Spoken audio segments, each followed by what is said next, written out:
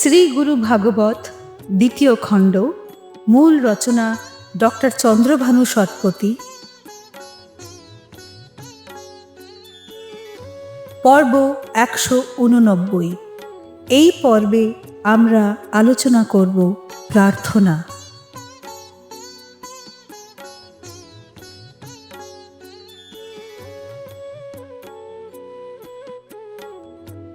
বিশ্বের সদ্গুরুর প্রতি এবং যাহারা জ্ঞান প্রদানে প্রকৃত অর্থে সহায়ক ভূমিকা পালন করে চলেছেন তাহাদের উদ্দেশ্যে আমাদের প্রণতি।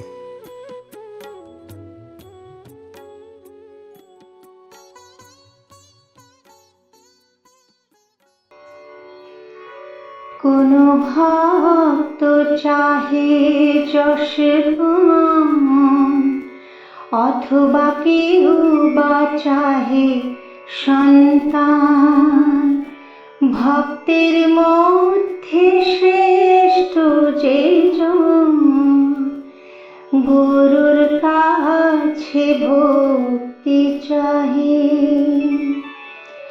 আমি ডাকিব হে গুরুদেব, জানি না কো আমি কি চাহিব। আমি না চাহি ধন না জ্ঞান, তোমার চরণে দিও স্থান। কিছু ভক্ত খ্যাতি এবং সম্পদ কামনা করেন, কেউ কেউ সন্তান কামনা করেন। তবে একজন শুদ্ধ ভক্ত কেবল শ্রীগুরুর প্রতি ভক্তি কামনা করেন। তাই তিনি প্রার্থনা করেন, হে গুরু, আমি জানি না আপনার কাছে কি চাইব। আমি ধন বা জ্ঞান কিছুই চাই না। দয়া করে আমাকে আপনার শ্রীচরণে আশ্রয় দিন। হে গুরু, যেমনি ইচ্ছা করো তেমনি আমাকে তুলে ধরো। আমি তোমার অজ্ঞানী ছেলে, খেলনা বানাও অবহেলে। আমার যা কিছু আছে নাও, শিরে তব কৃপা হস্ত দাও। জানি না মোর জীবন গতি, আমি খুঁজি শুধু তব শক্তি। তোমার অজ্ঞ সন্তান হিসেবে তুমি আমাকে তোমার ইচ্ছা মতো বড় করো। আমাকে তোমার খেলনা বানাও, যা দিয়ে তুমি খেলতে পারো। আমার সমস্ত সম্পদ কেড়ে নাও, কিন্তু তোমার করুণাময় হাত আমার মাথায় রাখো। আমি জানি না আমার জীবন কোন দিকে যাচ্ছে, তবে আমি কেবল তোমার ভক্তি কামনা করি।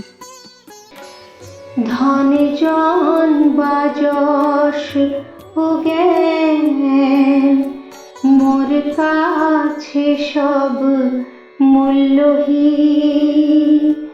মোর আছে ধন অসম্পূর্ণ, শুধু তোমার শক্তি সম্পূর্ণ।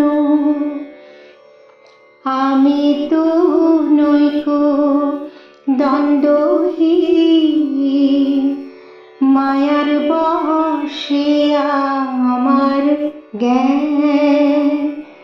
তুমি যদি কৃপা না করিবে, বিশুদ্ধ ভক্তি নাহি জাগিবে।